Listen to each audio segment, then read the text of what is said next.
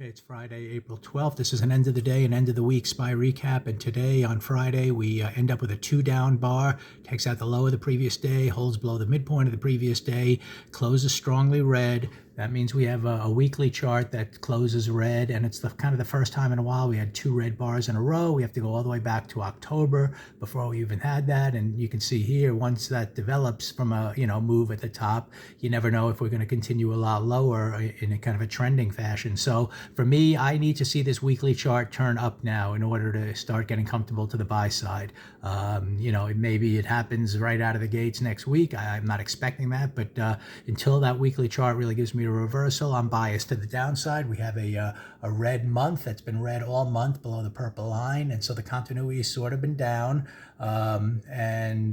We could get kind of a 2 down red month like in here at any moment as well, after kind of months and months to the upside. At some point we'll probably move up and test those highs, but for now I need to see that weekly chart turn up. So that's step one. Also, since I expect price to head lower into next week, given the red bar, you can see there's some very clear targets right in here, these 3 lows, down in the 505 area. So expect that to be hit in some form next week versus any kind of surprise to the upside. But today was a surprise in itself, in the sense that yesterday we were talking all week long about how this is an inside price action relative to this red bar.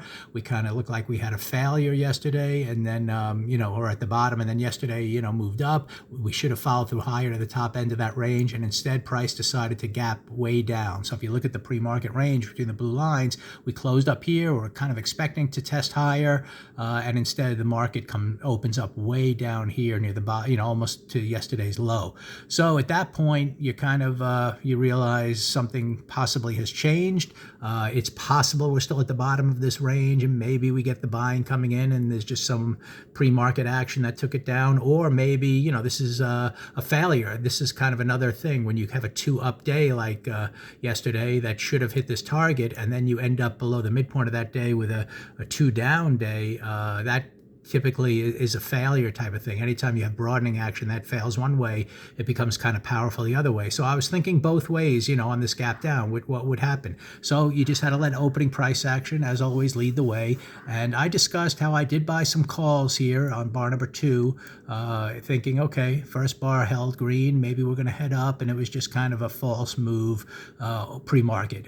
But then when I saw it come down and immediately get to the halfway point, I shot a video how I took like a 40-cent loss on an option trade. I reversed the puts right here, and clearly it went 1 push down, pause, 2nd push down. Just a great classic directional trade that I always talk about, the 2 pushes on the day, and it took out, the key red bar low that we were talking about. So that's why I feel, pretty comfortable that this red bar should follow through. We took out a big range, we closed red, we have targets down here, so now we just see how low we go, and we'll go day by day as always. But today was a surprise in the sense that you would have expected things to hit higher, but once you saw the opening price gap lower, and then once you saw this price action form, you knew there was a chance you were going to possibly be testing and breaking through these key lows. So that's the way I see it, and again, classic directional day today.